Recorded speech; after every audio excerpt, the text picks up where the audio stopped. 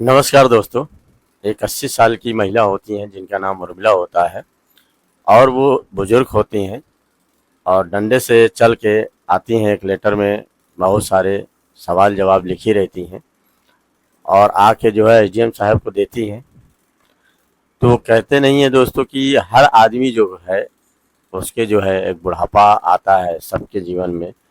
अगर बच्चा जन्म लिया है तो उसका एक दिन बुढ़ापे का सामना करना पड़ेगा और वो भी बूढ़ा होगा। लेकिन ये आदमी भूल जाता है कि हमको भी एक दिन बूढ़ा होता है, बूढ़ा होना है। और वो कुछ ना कुछ हरकतें अपने माँ बाप के साथ ही करता है जो कि बहुत ही दयनीय होती है, जो कि सबको इस संकट से गुजरना होता है। वो भूल जाता है कि मेरी भी एक दिन ऐसी दशा होगी। तो ये महिला जो है किसी तरह बेचारी टेक टेक के आती हैं। आने के बाद एसडीएम साहब को जाके लेटर देती हैं और एसडीएम साहब जैसे ही वो लेटर को देखते हैं तो तुरंत अवाक हो जाती हैं। अवाक होने के बाद उनके आके गले लगा के फुट-फुट रोने लगती हैं।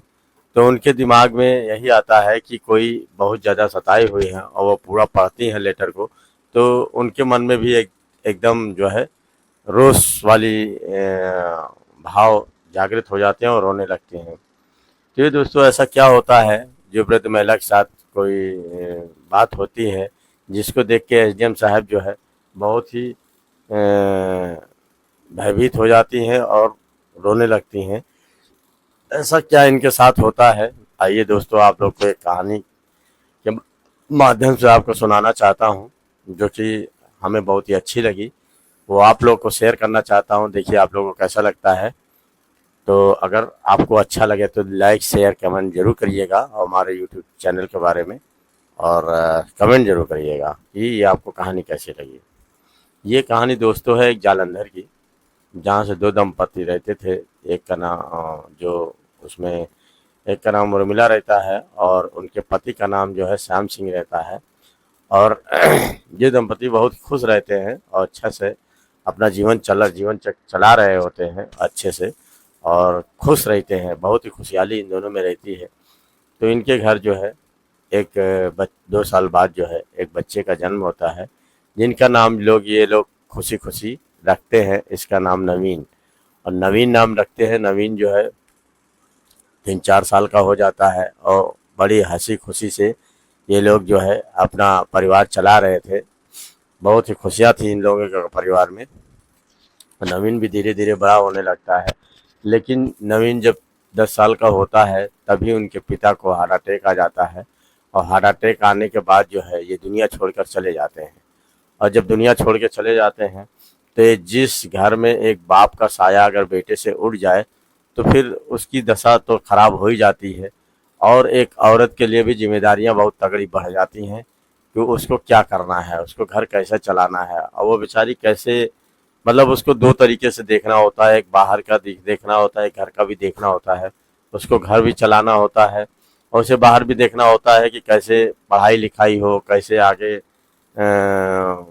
घर का खर्चा चलेगा, सब उसे देखना होता है। तो सबसे बड़ी चीज़ है कि जो नवीन की जो माँ होती हैं उर्मिला देवी, वो बेचारी बहुत परेशान हो रहती हैं और उन्हें समझ में नहीं आता कि अपने बच्चे का लालन पालन कैसे किया जाए। फिर वो अपने भाई से कहती हैं कि देखो भैया, हमको तुम ही कुछ सहारा दो, क्योंकि जब तुम सहारा दोगे तो धीरे धीरे मैं बच्चे को पढ़ाऊंगी और पढ़ा के कुछ अच्छा अफसर या अधिकारी बना दूंगी। तो इससे जो पैसा मिलेगा सबसे पहले मैं आपका पैसा चुकता कराऊंगी, पहले मेरी कुछ मदद तो करो। तो उसका भाई कहता है देखो बहन, जितना हो सकता है मैं तुम्हारी मदद करूंगा, ऐसी बात नहीं है। लेकिन नवीन को सही रास्ते पे ही लाना, क्योंकि रास्ता कोई भटक जाता है तो गलत वो पढ़ाई नहीं कर पाता, फिर वो गलत ही रास्ते पे जाता है। तो जरा ध्यान रखना कि ये क्या करता है। तो इसकी माँ कहती है उर्मिला देवी की ठीक है भैया, मैं पूरी कोशिश करूंगी कि इसको अच्छे से पढ़ाऊँ। फिर धीरे धीरे इसको पढ़ाने भेजती हैं। पढ़ाने के बाद जो है ये नवीन जो है इधर उधर ताका झाकी और थोड़ा मटरगश्ती ज़्यादा करने लगता है। तो उसकी माँ कहती हैं देखो बेटा, तुम्हारे पिता नहीं हैं, कैसे मैं तुमको पढ़ाती हूँ और कैसे तुम्हारा खर्चा चल रहा है, कैसे किताबें कापी आ रही हैं, बड़ी दिक्कत वाली बात होती है। मैं खर्चा भी किसी तरीके से चला रही हूँ इधर उधर काम करके, चौका बर्तन करके, और तुम जो है कि सही से पढ़ नहीं रहे हो। अगर सही से पढ़ोगे तभी मैं पढ़ाऊँगी, अन्यथा पढ़ा नहीं पाऊँगी। क्योंकि एक औरत के लिए घर चलाना बहुत मुश्किल है, क्योंकि मैं ज़्यादा पढ़ी लिखी भी नहीं हूँ कि कहीं जाके अच्छा काम कर लूँ। तो इस वजह से थोड़ा संभल के और थोड़ा सही से पढ़ोगे तभी मैं पढ़ा पाऊँगी। तो इस पे नवीन कहता है, नहीं माँ, मैं आईटीआई करूँगा, आईटीआई करने के बाद एक जो है इंजीनियर बनूँगा। तो तुम मुझे माँ किसी तरीके से आईटीआई पढ़ा दो, जो भी खर्चा लगेगा मैं उसका पूरा उतारा कर दूँगा। तो उसकी माँ जो कहती है कि ठीक है, मैं कोशिश करूँगी, मैं इधर उधर बात कर लेती हूँ कि तुमको अच्छे से पढ़ाऊँगी और पैसा जो खर्चा होगा खर्चा करूँगी, लेकिन तुम इसका गलत फ़ायदा नहीं उठाना। तो इस पे ये कहता है, नहीं माँ, मैं गलत फ़ायदा नहीं उठाऊँगा, तुम मेरा नाम लिखा दो। तो ये क्या करती है, राजस्थान में एक कोटा जगह ज़िला होता है, कोटा में इसका नाम लिखा देती है आईटीआई में, और ये वहीं पे पढ़ने लगता है, पढ़ाई में भी अच्छा रहता है। लेकिन इसकी मुलाकात एक संध्या लड़की से हो जाता है जिसका नाम संध्या सिंह होता है, और वो उससे प्यार वहीं पे करने लगता है, प्यार के चक्कर में पड़ जाता है। और प्यार में चक्कर में पड़ने से पढ़ाई भी इसकी कुछ डिस्टर्ब हो जाती है और ठीक से पढ़ भी नहीं पाता है। तो कुछ लोग इसको बताते हैं, माँ को बताते हैं, देखो ये किसी लड़की के चक्कर में पड़ गया है, अब ये पढ़ाई नहीं कर पाएगा। तो इसकी माँ कहती हैं कि ये तो गलत हो जाएगा, तब तो मेरी पढ़ाई जो भी इसके लिए खर्चा करी हूँ वो भी खराब हो जाएगा। तो कहती हैं, देख बेटा नवीन, तू सही से पढ़ना, गलत अगर तरीके से पढ़ोगे और पढ़ाई नहीं करोगे तो फिर मैं तुम्हारे ऊपर खर्चा नहीं कर पाऊंगी, इतना उधार कहाँ से चुकता करूँगी। तो नवीन कहता है, नहीं माँ, मैं पूरी कोशिश करूँगा कि मैं आईटीआई निकाल लूँ।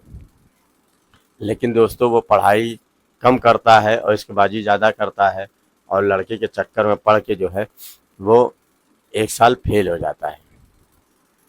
जब वो फेल हो जाता है आईटीआई में, तो उसकी माँ को पता चलता है कि आईटीआई में फेल हो गया है। तो वो लड़की भी, संध्या सिंह, वो भी थी, वो भी प्यार के चक्कर में उसकी भी पढ़ाई डिस्टर्ब होती है, और वो भी जो है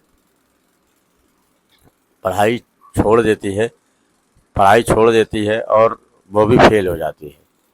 तो दोनों फेल हो जाते हैं। फेल होने पे जो है इसको माँ को बहुत गुस्सा आता है, और नवीन को बड़ा भला बुला कहती है तुम्हें बेफालतू में तुम्हें अकल नहीं है कि माँ कैसे तुमको पढ़ा रही है, और यहाँ पे पढ़ने के बाद जो है, पढ़ाई करने के बाद जो तुम इसबाजी कर रहे हो तो फेल तो हो ही जाओगे। तो वो कहता है नवीन, नहीं माँ, मैं पास हो जाऊँगा, अब की बार अगर फेल हो गया तो क्या हुआ, अगली बार मैं पास हो जाऊँगा, मुझे एक बार और पढ़ा दो, मैं किसी तरीके से कोशिश करूँगा कि अब की बार फेल ना हूँ।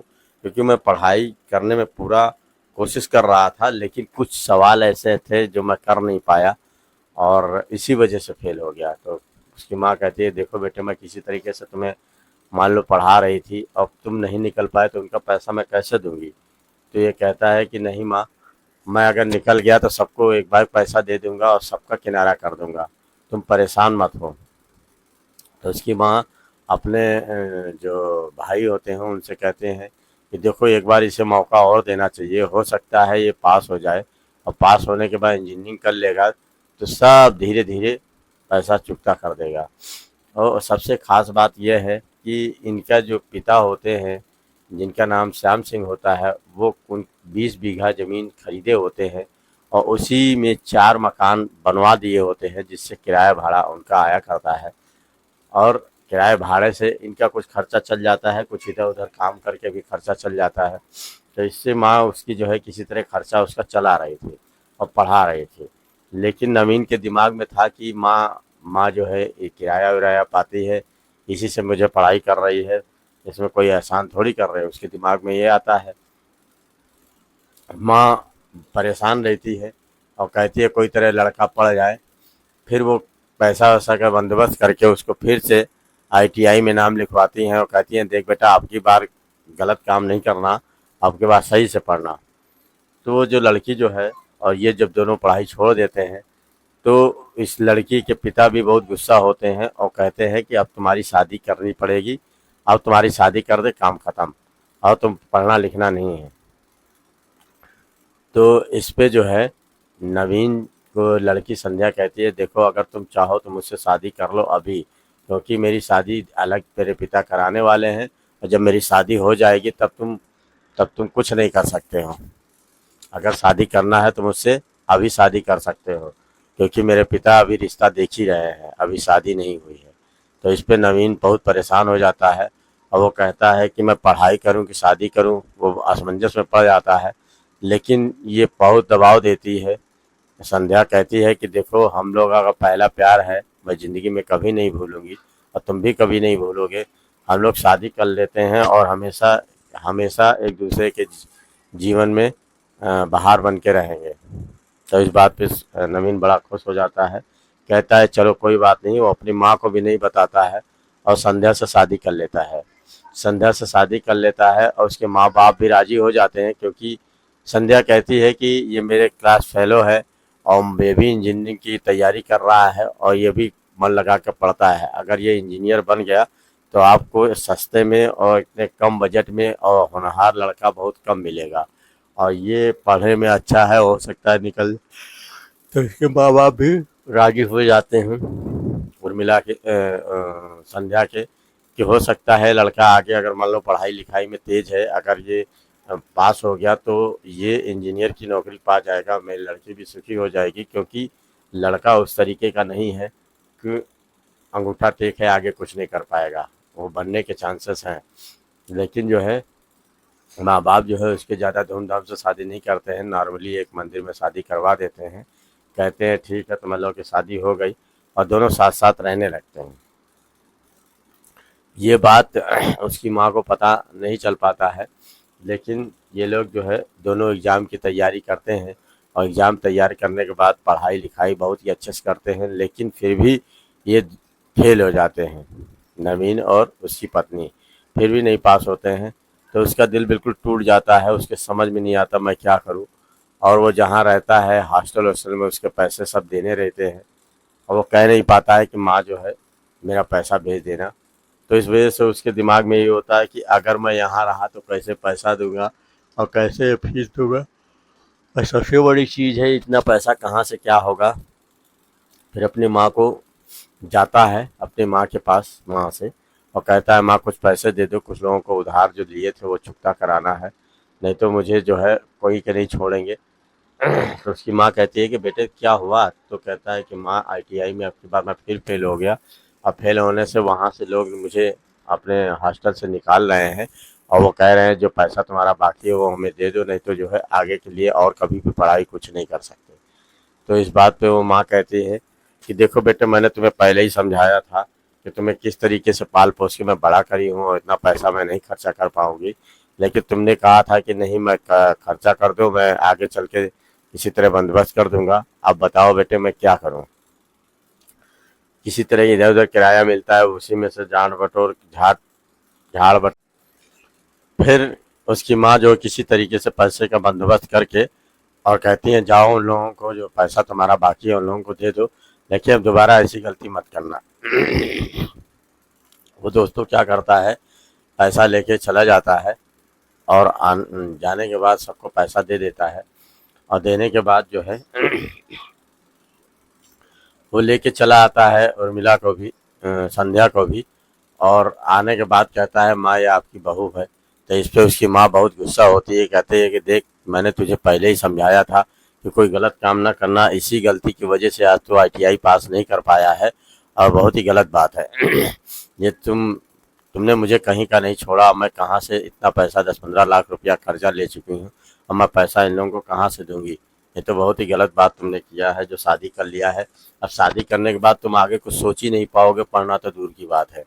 तो कहता है नहीं माँ मैं किसी तरह खर्चा चलाऊंगा, अब ये तुम्हारी बहू है, तुम्हारी देखभाल करेगी और तुमको कोई दिक्कत नहीं होगी। और वहाँ से पैसा तो आता ही है, मेरे पिता ने जो वहाँ पे ज़मीन दी है उसको बेच के आगे मैं पढ़ लूँगा। उसकी माँ कहती है नहीं, अब तुम बेच के नहीं पढ़ोगे, क्योंकि मैं बेच के अब अपने हाथ खाली नहीं करना चाहती, तुमको जो करना हो करो। तो कहता है ठीक है माँ, किराए से पैसा तो आता ही, हम लोग का खर्च तो किसी तरह चल ही जाएगा और मैं इधर उधर काम देखता हूँ, काम करता हूँ, काम हो जाएगा तो ठीक है। तो इस बात पे उसकी माँ कहती है ठीक है, मैं तुम्हें काम करने के लिए तो कहती हूँ काम करो। और वहीं पे जो है जो संध्या होती है इनकी माँ का देखभाल भी करती है और देखभाल करते करते फिर धीरे धीरे कुछ साल बीतते हैं तो अच्छा से सब चलता है और चलने के बाद ये कुछ और बुजुर्ग हो जाती हैं, कम से कम 60-65 साल की हो जाती हैं, तो ये चल फिर नहीं पाती, इनको चलने फिरने में दिक्कत होती है। तो ये क्या करते हैं कि इसे परेशानी होने लगती है, तो ये अपना जो है लेटरिन बाथरूम इसी चारपाई पे हो जाया करती थी, तो वो संध्या उसी को साफ करती थी। और करने के बाद वो गुस्सा होती थी नवीन के ऊपर कि देखो तुम्हारी माँ का ये मुझे करना बहुत खराब लगता है, तुम्हारी माँ, तुम अपनी माँ से अलग हो जाओ, उनको कहीं वृद्धाश्रम में छोड़ आओ, क्योंकि वृद्धाश्रम में छोड़ाओगे तभी छुट्टी मिलेगी, नहीं तो इनकी ये जो लेटरिन बाथरूम और खाना पीना इनका जो है ये सब मुझे करना पूरा दिन भर चला जाता है। और मैं ये बताओ नौकरानी बन के थोड़ी तुम्हारे पास आई हूँ। अब मैं अब मैं एक ही बात कहना चाहती हूँ, या तो तुम मेरे साथ रहो या इनके साथ रहो। तो नवीन को समझ में नहीं आता है कि आखिर बीवी को छोड़ूंगा तो कैसे क्या होगा, माँ को छोड़ूंगा तो ये कहाँ जाएगी। वो बड़ा सोच में पड़ जाता है, वो समझ में नहीं आता है कि उसको क्या करूं। लेकिन उसकी बीवी इतना उससे प्रेशर और दबाव दिए रहती है कि अगर रहना है तो या तो मेरे साथ रहो या तो माँ के साथ रहो। तो किसी तरीके से वो क्या करता है कि वृद्धाश्रम में जाके छोड़ आता है माँ को, और माँ को छोड़ आता है और छोड़ के चला आता है। वो बेचारी किसी तरीके से 4-5 साल काटती हैं, और काटने के बाद और वृद्ध हो जाती हैं। और फिर ये उससे न कभी फ़ोन करता है, न कभी मिलने आता है, न कभी कुछ बात करता है। तो ये बेचारी हमेशा अपने पति को कभी याद करती हैं, तो कभी बच्चे को याद करते हैं, हमेशा रोया बिलखा करती हैं। ये किसी तरीके से अपना दिन काटा करती हैं। वो लड़का जो है अपनी दुनिया में खुश हो जाता है, मौज मस्ती करने लगता है, अपनी माँ को कभी याद भी नहीं करता है। तो उसके माँ को यही मन में था कि इतना लंबा चौड़ा ज़मीन जायदाद है और वहाँ पे किराए पे पैसा भी मिलता है, और सब कुछ मेरा होते हुए भी ये लड़का जो है मुझे यहाँ पे अनाथ आश्रम में छोड़ गया है। मैं अपना ये हक वापस लेके रहूँगी, और इसको जो है इस पुलिस को एफआईआर कराऊंगी, या एसडीएम को कहीं ना कहीं दूंगी कि कुछ पता चले और मुझे जो है अपने घर में फिर से आने की अनुमति मिले, फिर से मैं जाऊं। तो इसका लड़का बहुत ही चतुर रहता है। वो क्या करता है कि पूरा घर जो है अपने नाम करा लेता है, माँ से अंगूठे से निशान लेके वो पूरा घर अपने नाम करा लेता है कि ये माँ मेरे साथ कुछ न कर पाए। लेकिन जो है और इसी वजह से वो मिलने नहीं आता कि अब माँ मेरी क्या कर पाएगी, और कुछ कुछ न कुछ पैसे देता है, न मिलने जाता है, न कुछ करता है। लेकिन जब इसी बात से एक दिन माँ के मन में यही बात आती है कि जब ये मुझे कुछ नहीं देता है, न मिलने आता है, तो मुझे शिकायत करनी चाहिए एसडीएम के पास। तो एक दिन वो जाती है थाने में, तो कुछ पुलिस वाले मिलते हैं, तो वो भी कोई इनकी ज़्यादा मदद नहीं करते हैं, और बेचारी जा के कुछ ना कुछ दिया करती हैं पुलिस वालों को रिपोर्ट में, लेकिन पुलिस वाले ध्यान से सुनते नहीं हैं। एक दिन वो एसडी सुनती हैं कि कोई एसडीएम नहीं आई है, वो गरीबों की मदद करती हैं, खासकर महिलाओं को ज़्यादा मदद करती हैं। तो वो जाती हैं, एक चिट्ठी पत्री लिखवा के और जाके एसडीएम साहब को देती हैं। एसडीएम साहब जैसे ही उस चिट्ठी पत्री को पढ़ते हैं, उनके मन में एक बिल्कुल जैसे ही पढ़ती कि इसके बेटे के साथ इन्होंने इतना सब कुछ किया, और बेटा इनको घर से निकाल दिया और इनको अनाथ आश्रम में छोड़ दिया, कभी मिलने नहीं आता है, और सब कुछ अपने नाम लिखा लिया है। तो उनको बहुत ही रोना आता है, फुट फुट कर रोने लगती हैं और कहती हैं कि देखो मैं तुम्हारी बेटी हूँ, वो अगर बेटा अगर नहीं काम किया तो क्या हुआ, जब भी कोई माँ कोई ज़रूरत पड़े तो मुझे याद करना, तुम्हें खाने से पीने से कोई कमी नहीं होगी, और तुम परेशान ना हो। इस बात पे जो है एसडीएम साहिबा जो है वो चिट्ठी लेके जो है वो कुछ पुलिस वालों को बुलाती हैं, और बुलाने के बाद कहती है देखो इस वृद्ध महिला के साथ जो भी हुआ है इनके साथ इंसाफ होना चाहिए, और इनके साथ जो इनके लड़के ने गलत काम किया है उसको जाओ तुरंत पकड़ के लाओ और उसके साथ जो है कार्रवाई करो। तो पुलिस वाले कुछ जाते हैं और नवीन को घर से पकड़ लाते हैं। पकड़ लाने के बाद उससे पूछताछ करते हैं कि तुम इनकी ज़मीन अपने नाम करा लिए हो, तो वो कहता है कि हाँ। तो कहते कैसे कहे, माँ ने खुद ही किया है। माँ कहती मैंने कभी किया ही नहीं। तो धोखे से अंगूठा लगा के पूरी ज़मीन नामे करा लेता है। तो एक तो धोखाधड़ी के आरोप में पुलिस वाले इनके ऊपर मुकदमा चलाते हैं, और दूसरी चीज़ जो है ये माँ को कुछ न देने के उपलक्ष्य में इनको जो है कुछ साल की सज़ा, 5 साल की सज़ा बोली जाती है, जो इनको जो है झेलना पड़ता है और इन्हें पुलिस वाले जेल भेज देते हैं। सबसे बड़ी दोस्तों खास बात ये होती है कि एक लड़का ऐसा कैसा कर सकता है कि अकेले होते हुए अपनी माँ की देखभाल ना करके वो अपने मस्त हो जाता है, और जो कि उन्हीं की ज़मीन जायदाद अपने नामे करा लेता है और धोखे से अंगूठा लगवा लेता है। ये एक बच्चा कैसे कर सकता है अपने माँ के साथ? ये दोस्तों बहुत ही दयनीय दशा है। लोग आजकल भूल जाते हैं कि हमें क्या करना चाहिए, और कि हम भी बूढ़े होंगे ये कभी नहीं सोचते हैं, और वो आगे चल के उनके लिए भी यही रास्ता हो जाता है। आज वही वही कंडीशन पे वो भी हो जाते हैं। तो ये कहानी यहीं पे समाप्त होती है दोस्तों, क्योंकि जो है वो लड़के को जेल भेज दिया जाता है, और दूसरी चीज़ है माँ उसी जगह जो है अपना जाके रहने लगती है और किराए से अपना खर्च चलाने लगती है। ये दोस्तों आपको कहानी कैसी लगी, जैसा कमेंट करके ज़रूर बताइएगा। धन्यवाद।